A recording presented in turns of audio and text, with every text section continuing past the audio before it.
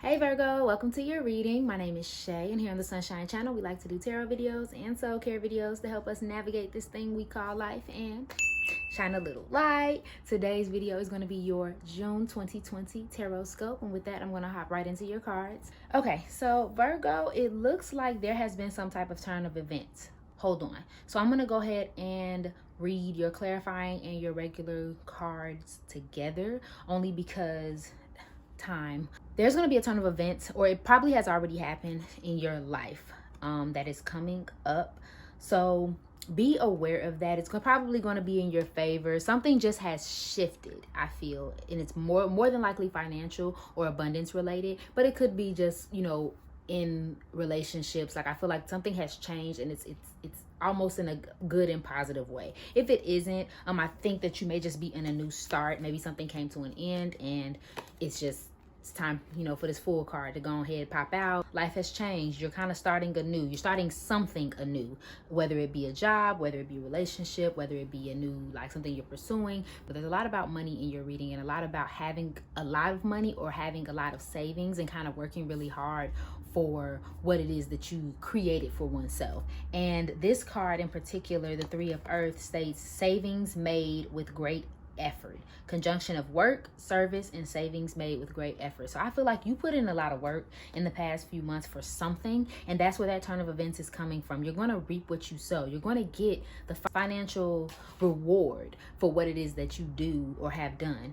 As long as you're on the right path with Ogwan, as long as you're on the right path, as long as you're doing the right thing, your intentions are pure, you're putting in the work, you're believing in spirit and letting spirit help and assist you. As long as you're doing whatever that thing is, you know what the good is versus the bad in your situation. As long as you're doing the good, you're kind of seeing the positive rewards. And this also talks about tenacity, and same with the Ten of Earth. We're talking about tenacity too. So again, tenacity is really like determination and really sticking to what it is that what you're trying to accomplish. And I feel like your determination and your persistence has really made this abundance come into fruition into your life, and you're going to be in a position to make more out of what it is that you've gained, instead of versus like, you just get a sudden burst of abundance that can go either way. You may just get a job that pays more, or you may get more customers than you normally do through something if you're a business owner, something of that nature. But I also feel like you're going to be slightly burnt out as well. You might be very tired. Your defenses may be weak, or maybe you're just not the best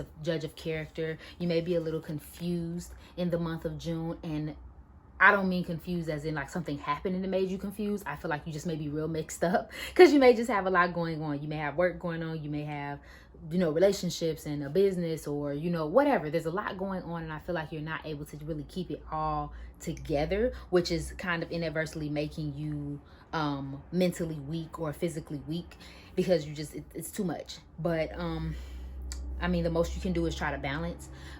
Planning came up as well. Try to get your schedule in order. Make sure you're keeping a planner for, Virgo life. You probably already do, bless your heart. But, you may need to keep a planner. You may need to, really organize your time.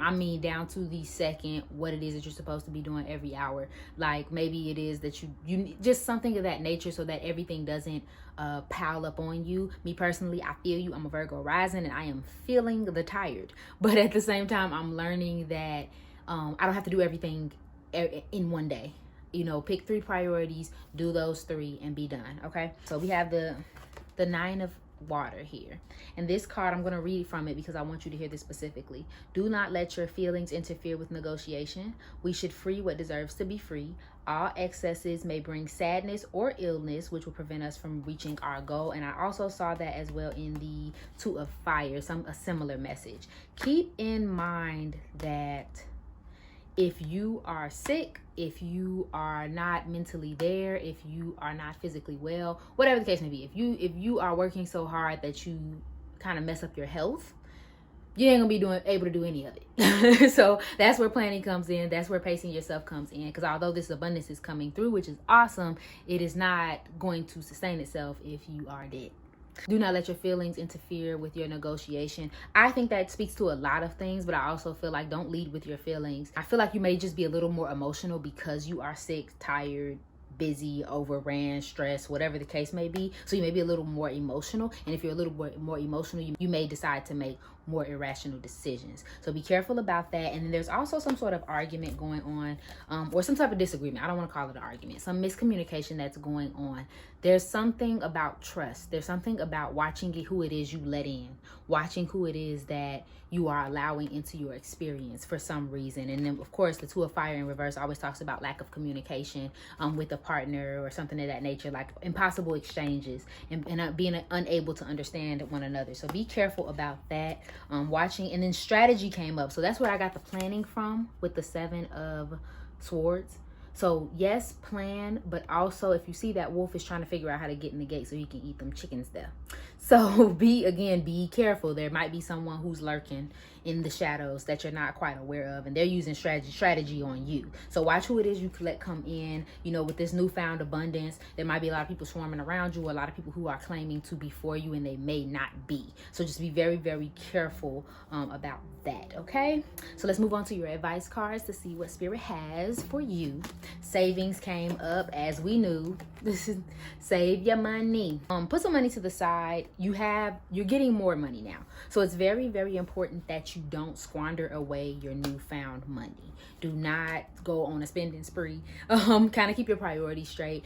Clearing debts came out as well. So maybe some of you need to clear up debt. So instead of going to go buy you that new purse, or going to buy you that new Ferrari or whatever, what's the hottest car? Tesla? I don't know. Instead of going to go buy something, maybe you need to go clear your debts. And gratitude list, make sure you're writing it out. Make sure you're saying it. Keep on focusing on gratitude, and you'll bring more of this into your life. And I also feel the need to say, like, be really like appreciative of this newfound abundance. Like really, even if it is abundance in opportunity and you having so much going on, like it's some people who are not necessarily there yet, or who are still working on what it is that they want to bring into their life. So just be really grateful for that. You know what I mean? And power of prayer. Give this situation to God for uplifting and healing, and be open to miracles. Heaven's unlimited resources, love, and answers are waiting your prayers. Be sure to act upon divine guidance God gives you in response to your prayers. So ask for healing. I was reading this and I instantly thought, like, sometimes you can't take on everything. So you may literally have to pray and ask the divine God, whatever it is you believe in, hey, I need a little help.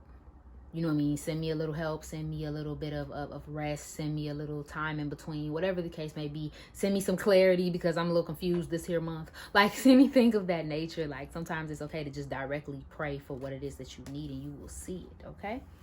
But that is all I'm saying for you, Virgo. I hope that this helped. Thank you so much for watching. If you resonated with anything that I said, please go ahead and like, share, comment, and subscribe below. I love you, and I hope you're having an amazing day. Bye.